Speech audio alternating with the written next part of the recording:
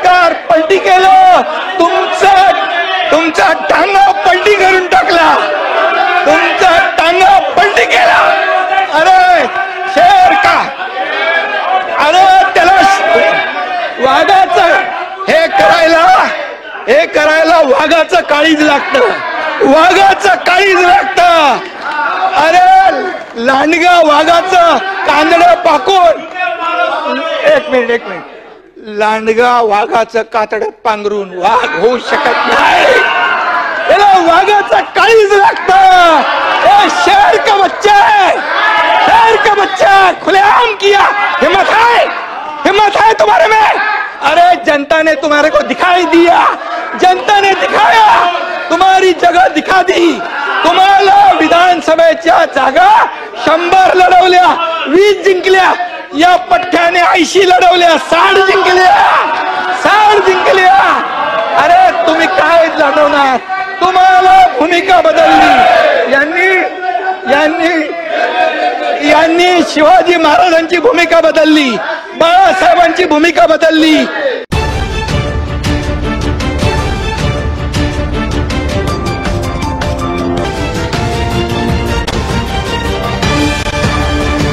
आप देख रहे हैं केशव भूमि न्यूज. सभागृहाचे नेते आणि उपमुख्यमंत्री एकनाथ शिंदे साहेब,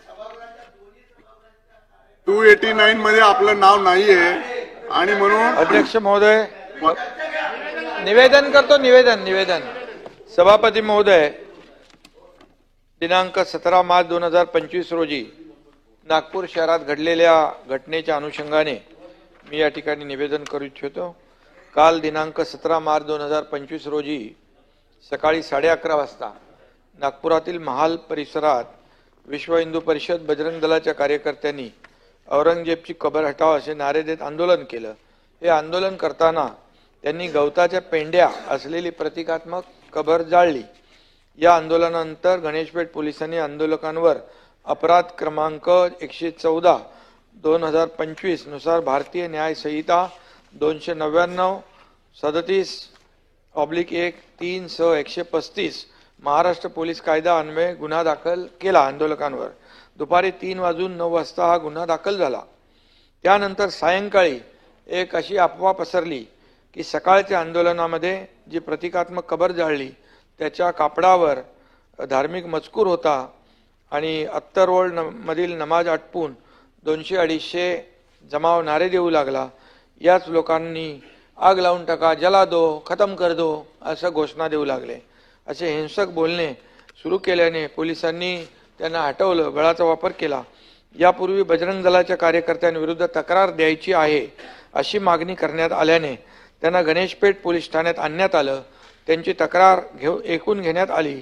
एकीकडे पोलिसांची कारवाई सुरू असताना दुसरीकडे हंसापुरी भागात 200-300 लोक हातात काट्या घेऊन दगडफेक करू लागले. त्यांच्या तोंडावर फडके बांधले होते. या घटनेत 12 दुचाकींचं नुकसान झालं. या घटनांमध्ये काही लोकांवर घातक शस्त्राने वार करण्यात आले, घरांवर दगडफेक करण्यात आली. तिसरी घटना भालदारपुरा भागात सायंकाळी 7:30 वाजता झाली. 100-200 लोकांचा जमाव तिथे होता. येथे पोलिसांवर हल्ले झाले आणि त्यामुळे अश्रुधूर आणि सौम्य बळाचा वापर करावा लागला.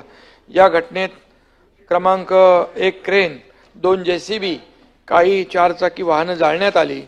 या संपूर्ण घटनेमध्ये सभापती महोदय 33 पोलीस जखमी झालेले आहेत. यामध्ये 3 पोलीस उपायुक्त दर्जाचे अधिकारी आहेत, ते गंभीर जखमी आहेत.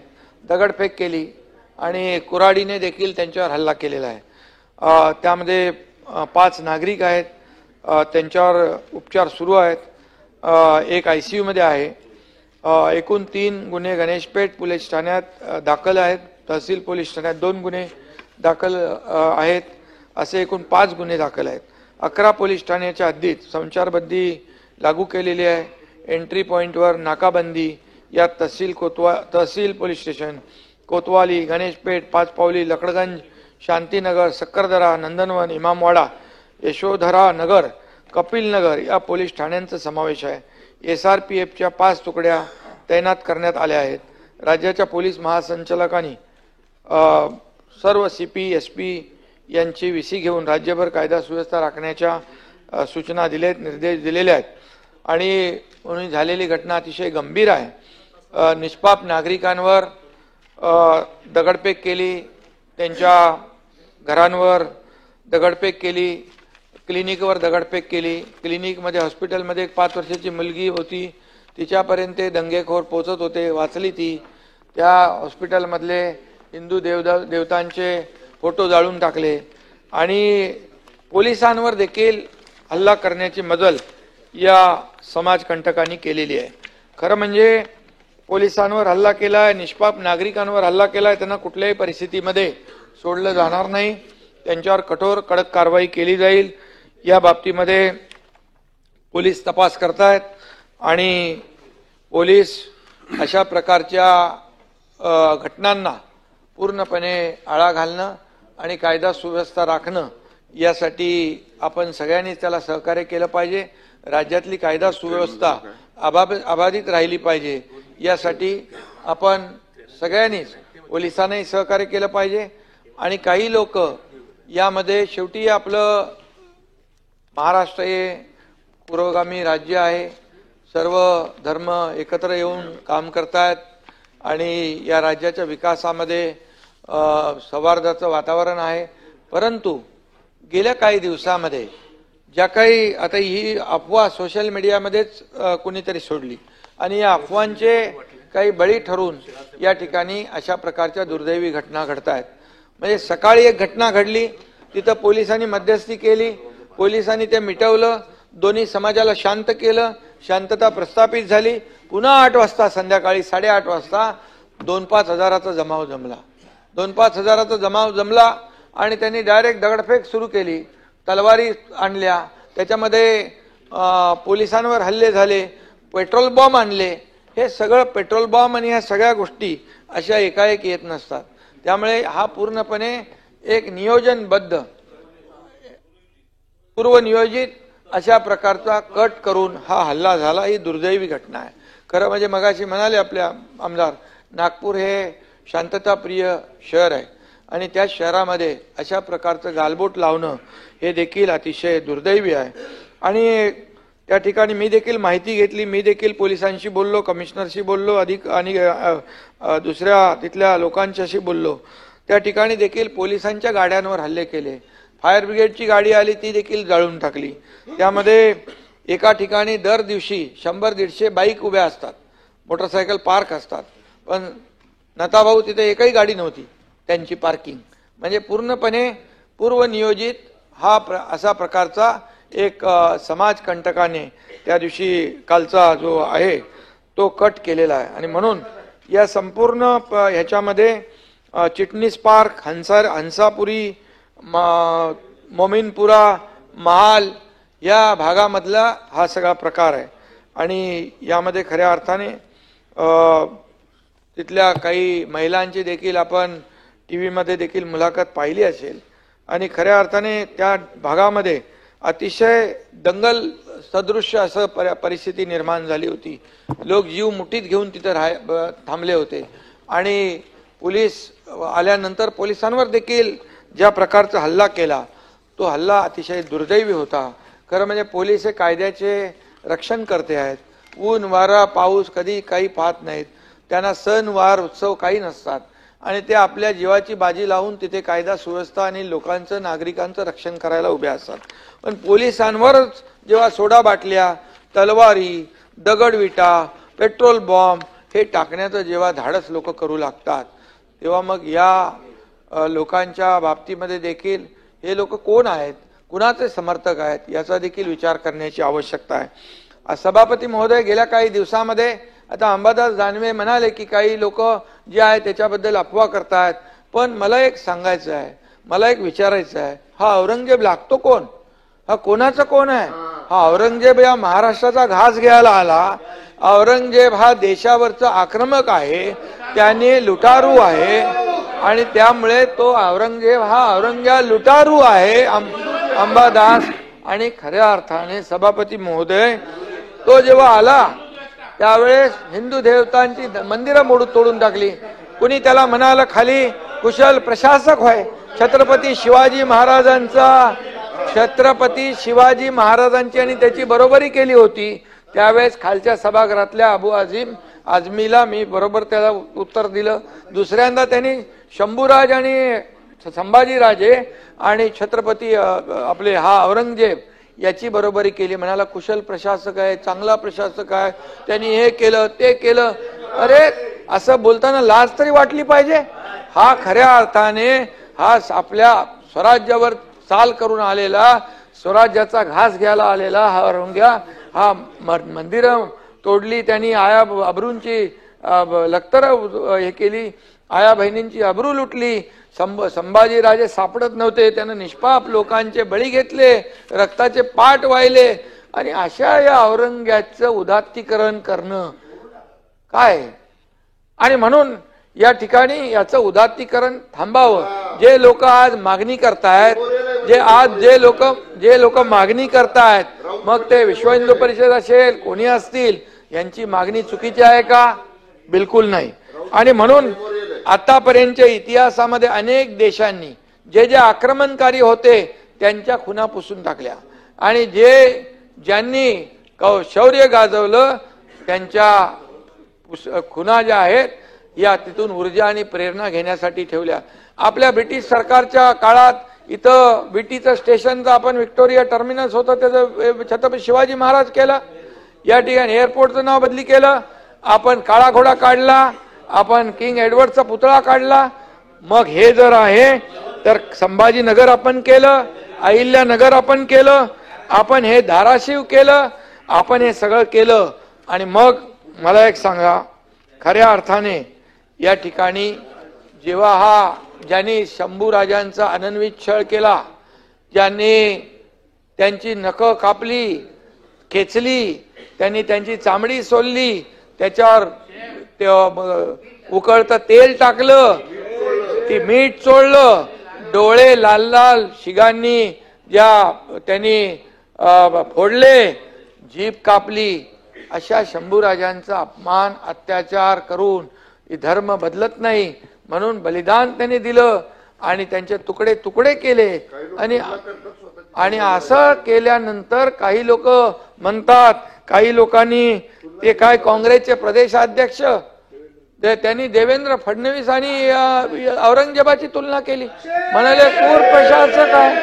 काय अरे कुठला क्रूरपणा त्यांना दिसला त्यांच्यामधला? त्यांचे काय डोळे काढले का? त्यांचे काय जीभ काढली का? त्यांचे काय कातडी सोडली का? त्यांचे काय नख कापले? काय केलं? अरे काय बोलायचं, कोणाची तुलना कोणी करायची? आणि म्हणून माझं सभापती महोदय एवढंच म्हणणं आहे की या ठिकाणी जे औरंग्याचं उदात्तीकरण करतायत ते थांबलं पाहिजे. आणि ज्यांनी उदात्तीकरण खाली केलं त्यांना निलंबित करण्याचं काम केलंय सरकारने, त्यांच्यावर गुन्हा दाखल केलाय. आणि खऱ्या अर्थाने यामध्ये औरंगजेबाने तुमचा पण छळ झालाय का? आणि सभापती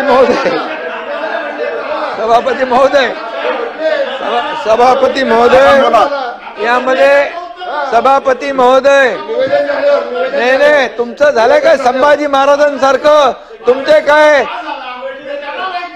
नाही?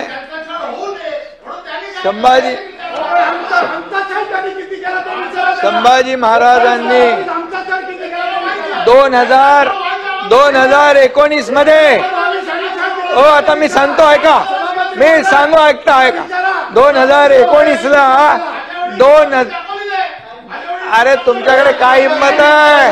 तुमच्याकडे काय हिंमत आहे? अरे तुमच्याकडे काय हिंमत आहे? तुमच्याकडे काय हिंमत आहे? अरे खुर्चीसाठी मला बोलू द्या.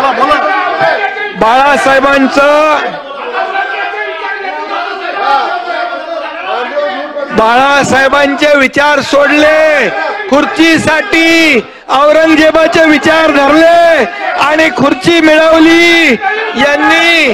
आणि म्हणून या सरकारमध्ये तुम्हाला या हिंदुत्वावर बोलण्याचा अधिकार नाहीये.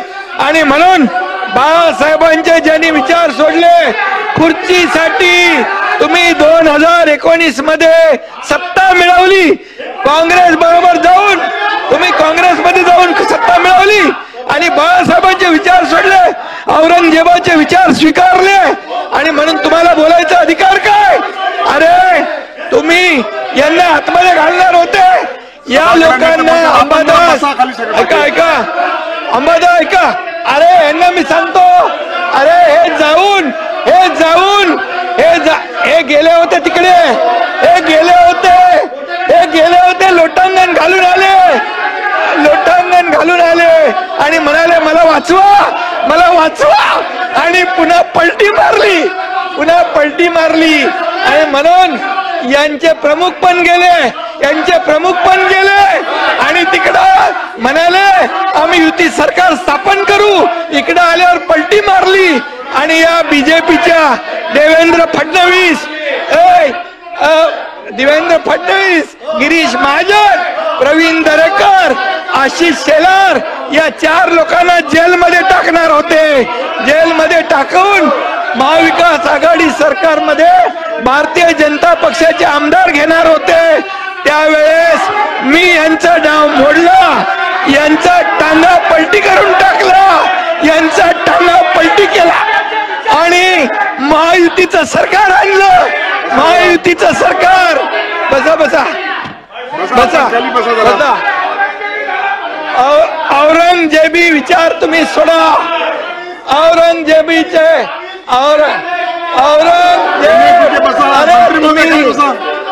अरे तुम्हाला नोटीस झाल्यानंतर तुम्ही गेले. हे एक मिनिट तुम्ही बसा खाली. बसा जरा. आपण का उभे आहेत? बसा जरा. आपण हेमंत पाटील जरा खाली बसा. गिरीश महाजन आपण खाली बसा. खाली बसा. हेमंत पाटील खाली बसा. अरे आपण बसा जरा. सगळे खाली बसला. ऐकतात. उपमुख्यमंत्री सरकारची भूमिका 289च्या अनुषंगाने आपल्याला देत आहेत. मला वाटतं की त्यांचं बोलणं कंप्लीट झाल्याच्या नंतर आपण पुढे जाऊया. परंतु शासनाची भूमिका आपल्या 289च्या अनुषंगाने जर बोलले असतील तर आपलं नाव घेतलं नाही. आपण कोणत्या मुद्दे बोलणार? अरे सत्तेसाठी हे लाचार झाले. सत्ता मिळावी म्हणून तुम्ही बाळासाहेबांनी ज्या काँग्रेसला लांब ठेवलं त्या काँग्रेस बरोबर बसले. औरंगजेबी विचार तुम्ही घेतले, बाळासाहेबांचे विचार सोडले, शिवाजी महाराजांचे विचार सोडले. अरे तुम्ही काय शंभूराज. आणि म्हणून तुम्हाला सांगतो, आणि या एकनाथ शिंदेने धाडस केलं, शिवसेना वाचवली, धनुष्यबाण वाचवला म्हणून 80 पैकी 60 जागा आल्या. तुम्ही 100 लढवल्या, 20 जागा आल्या तुमच्या बरोबर. आणि म्हणून तुम्हाला जनतेने धडा शिकवलेला आहे. जनतेने धडा तुम्हाला शिकवलाय. जनतेने तुमची जागा दाखवली आहे. आपण बसा. विरोधी पक्षात आपण जरा बसा. जनतेने तुमची जागा दाखवली आहे आणि तुमच्यात हिंमत असेल तर सांगा. आपण असं करणार, टॉर्चर करणार, त्यावेळेस आपण भाषणामध्ये व्यत्यय येत असताना दोन्ही बाजूच्या सदस्यांनी असं उभं राहणं योग्य नाहीये. लोकसभेच्या निवडणुकीमध्ये याकूब मेमन याची कबर सजवली. तुम्ही लोकसभेच्या निवडणुकीत पाकिस्तानचे झेंडे नाचवले. तुम्हाला लाज वाटली पाहिजे. अरे हिंदुत्वाचं नाव घ्यायला लाज वाटली पाहिजे. आणि म्हणून या एकनाथ शिंदेने धाडस केलं, हिंदुत्वाचं सरकार आणलं. हिंदुत्वाचं सरकार, बाळासाहेबांच्या विचारांचं सरकार आणलं. 2.5 वर्ष आम्ही महायुतीचा कारभार केला. 2.5 वर्ष महायुतीचं सरकारने काम केलं म्हणून तुमचं विरोधी पक्ष नेता पण गेलं. अरे तुमचं काही गेलं. आणि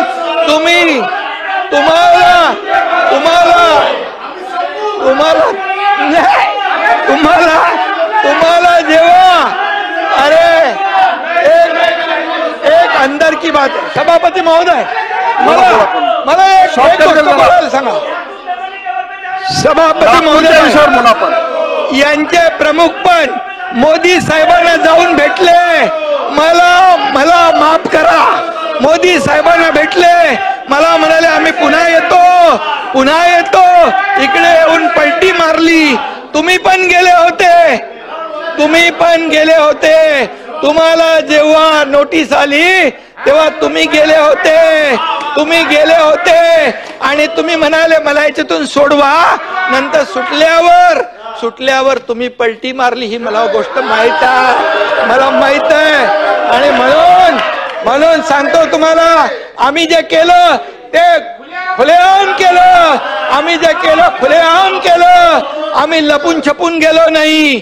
जे केलं, जेव्हा शिवसेना धोक्यात आली, धनुष्यबाण धोक्यात आला, बाळासाहेबांचे विचार धोक्यात आले, हिंदुत्व धोक्यात आलं, तुम्ही औरंगजेबी विचार स्वीकारले, त्यावेळेस आम्ही सरकार पलटी केलं, तुमचा टांगा पलटी करून टाकला, तुमचा टांगा पलटी केला. अरे शेर का, अरे त्याला वाघाचं हे करायला वाघाचं काळीज लागतं, वाघाचं काळीज लागतं. अरे लांडगा वाघाचं कांदडं पाकून, एक मिनिट, लांडगा वाघाचं कातडं पांघरून वाघ होऊ शकत नाही, त्याला वाघाचं काळीज लागतं. शेर का बच्चा है, शेर का बच्चा, खुलेआम किया, हिम्मत है तुम्हारे में. अरे जनता ने तुम्हारे को दिखाई दिया, जनता ने दिखाया, तुम्हारी जगह दिखा दी. तुम्हाला विधानसभेच्या जागा 100 लढवल्या, 20 जिंकल्या, या पठ्ठ्याने 80 लढवल्या, 60 जिंकल्या. अरे तुम्ही काय लढवणार, तुम्हाला भूमिका बदलली. यांनी शिवाजी महाराजांची भूमिका बदलली, बाळासाहेबांची भूमिका बदलली, तुम्ही हिंदुत्वाचे विचार सोडले, म्हणून घरकाना घाटका झाले, घरकाना घाटका, इधर कभी नाही उधर कभी नाही. आणि म्हणून परब साहेब, तुमचा इतिहास मला माहित आहे, मला बोलायला लावू नका, मी बोलत नाही, मी कधीही कमरेच्या खाली वार करत नाही, मला सगळं माहित आहे, अंडी पिल्ली सगळी माहित आहे, कोण कुठे गेला, कशाला गेला हेही मला माहित आहे. हा एकनाथ शिंदे ज्यांनी केलं, खुलेआम केलं, खुलेआम. मी तुमच्या पक्षप्रमुखांना सांगितलं होतं, तुम्ही आता शिवसेना आणि भाजप युती करा. मी मुख्यमंत्री होणार होतो, 5 वेळा सांगितलं. का मुख्यमंत्री पदाच्या खुर्चीमध्ये एवढा मोह झाला, का झाला? जे बाळासाहेबांनी सांगितलं होतं करू नका, काँग्रेस बरोबर जाऊ नका, तुम्ही का गेले? मोहापायी, सत्तेसाठी. मग मोह कोणाचा? अरे आम्ही तर सत्तेवर लात मारली, आम्ही तर मंत्रीपद सोडलं 8 लोकांनी. तुम्ही सोडणार का मंत्रीपद? आम्ही मंत्रीपद सोडलं 8 मंत्र्यांनी. आम्हाला काय माहित होतं की आम्ही काय होणार आहे आमचं. आणि म्हणून आम्ही एकतर लढून जिंकू किंवा एकतर लढून शहीद होऊ, असं म्हणून आम्ही लढलो. तुम्ही आम्हाला काय सांगताय? आणि म्हणून परब साहेब, तुमचा माझा काय वाद नाहीये, पण तुम्ही एकच आहे, जे बोलाल की तुम्ही नोटीसला जाऊ घाबरून पळाले, हे पळाले, ते पळाले, आतलं मला सगळं माहित आहे. कुणाची नोटीस थांबवायला काय काय केलं सगळं मला माहित आहे. त्याच्यावर तुम्ही जाऊ नका. तुम्ही फक्त बघा, मी तुम्हाला काय म्हणालो नाही, सभागृहामध्ये तुम्ही देखील काहीतरी बोलला होता, असं मी बोललो. काय, कशावर? छळ झाला. तुम्ही इथं बोलले होते ना, बसून बोलू नका. संभाजीराजे, मी काँग्रेस प्रदेशाध्यक्ष आणि देवेंद्र फडणवीसांच्या बद्दल बोललो की त्यांनी म्हणाले की औरंगजेबासारखा क्रूर प्रशासक मुख्यमंत्री आहेत. मी त्याच्यावर सुरू केलं ते, म्हणजे मी बोललो त्यांचे काय डोळे काढले, त्यांची काय जीभ छाटली, त्यांची काय नख उपटली, त्यांची काय कातडी सोडली, काय केलं देवेंद्र फडणवीसांनी, मुख्यमंत्र्यांनी काय केलं? सोलायला पाहिजे होती. आणि मग मी म्हणालो आणखी कोणाचा तुमचाही छळ झाला. तुम्ही जेव्हा उठायला उभे राहिले तेव्हा मी बोललो तुमचाही छळ झालाय का? तुम्ही जेव्हा असं नाही, तुम्ही जेव्हा उठायला बोलायला उभे राहिले, त्यामुळे मी सांगतो, तुमचं नाव नाही घेतलं मी बघा, आणि म्हणून मी सांगतो, मी जे करतो, प्रसाद लाल खाली बसा. सभापती महोदय, मला कोणाच्या बद्दल काही कधीही मला जोपर्यंत कोणी डिवचत नाही तोपर्यंत मी कुणाची कळ काढत नाही. परंतु मला मात्र डिवचल्यानंतर माझ्या अस्तित्वाला जर कोणी चॅलेंज केला तर मी जे आहे सभापती महोदय खुलेआम करतो. कधी लपून छपून मी काय केलेलं नाही. जे केलं ते दुनियाने बघितलं. जे एका राज्याने नाही, देशाने नाही, जगातल्या 33 देशाने त्याची नोंद घेतली. कोण आहे? एकनाथ शिंदे. मी तर बोललो मी छोटा कार्यकर्ता आहे, बाळासाहेबांचा कार्यकर्ता, आनंद दिघे साहेबांचा शिवसैनिक आहे. पण जेव्हा मला तुम्ही हलक्यात घेतलं त्यावेळेस मग मी केलं. आणि म्हणून सचिन भाऊ, तुम्हाला हे बरंच काय माहित आहे, तुम्ही शांत राहा. आणि म्हणून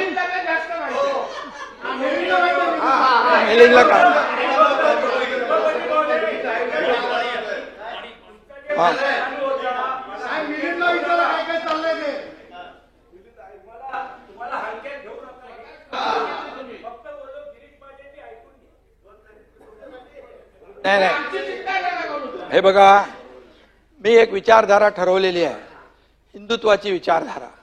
आमच्या दोन्ही पक्षाची विचारधारा एकच आहे. आमच्यामध्ये कधीही सत्तेसाठी हा एकनाथ शिंदे आपापलेला नाही. तेव्हाही मी जे केलं ते खुर्चीसाठी नाही केलं सचिन भाऊ. त्यावेळेस मलाही माहित नव्हतं की मुख्यमंत्री होईल. आताही तुम्हाला माहित आहे की या वेळेस देखील मी स्वतः आदरणीय प्रधानमंत्री महोदयांना फोन करून सांगितलं, तुम्ही निर्णय घ्या, एकनाथ शिंदे तुमच्या बरोबर आहे. अमित भाईंना मी सांगितलं, मी खुर्चीसाठी नाही हो, खुर्ची शोधत नाही. मी खुर्चीच्या मागे बसलेला माणूस, त्याचे प्रश्न, त्याचं दुःख आणि अडचणी समजून घेणारा एकनाथ शिंदे आहे, खुर्ची शोधणारा नाही. आणि म्हणून मी राजकीय नाही आहे, मी हार्डकोर पॉलिटिशियन नाही आहे, मी समाजकारणी आहे, मी एक सर्वसामान्य माणूस आहे. म्हणून मी कधी कोणाच्या वाटेला जात नाही. मी इथे बोललो, इथे विसरून जातो. मनामध्ये मी कधी गुस्सा ठेवत नाही, नाहीतर मी मुख्यमंत्री झालो नसतो.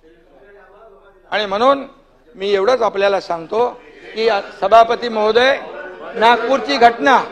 नागपूरची झालेली घटना जी आहे, औरंगजेबाचं उदात्तीकरण कुणी करता कामा नये. औरंगजेब हा आपल्या राज्याला लागलेला कलंक आहे. आणि म्हणून अमेरिकेने देखील तालिबान का कोण तो, त्याला त्याचा थडगा आणि कबर होऊ नये म्हणून ओसामा त्याला समुद्रात टाकला होता, बुडाला, म्हणजे त्याचं होऊ नये. आता हे कबर बिबर जी आहे ही कुणाच्या काळातली राहिली आहे? ही काँग्रेसच्या काळात. काँग्रेसने केलं, काँग्रेसने त्यांना संरक्षित केलं. अरे भाई, तेव्हा सरकार कोणाचं होतं स्वातंत्र्यानंतर? म्हणून तुम्हाला सांगतो मी, एक लक्षात घ्या. आणि म्हणून तुमच्या भाई, एक मिनिट, मला एवढंच आहे की उदात्तीकरण महाराष्ट्र सहन करणार नाही. औरंगजेबाचं उदात्तीकरण महाराष्ट्र सहन करणार नाही, एवढंच मी सांगतो. आणि काल झालेली नागपूरची घटना अतिशय दुर्दैवी आहे.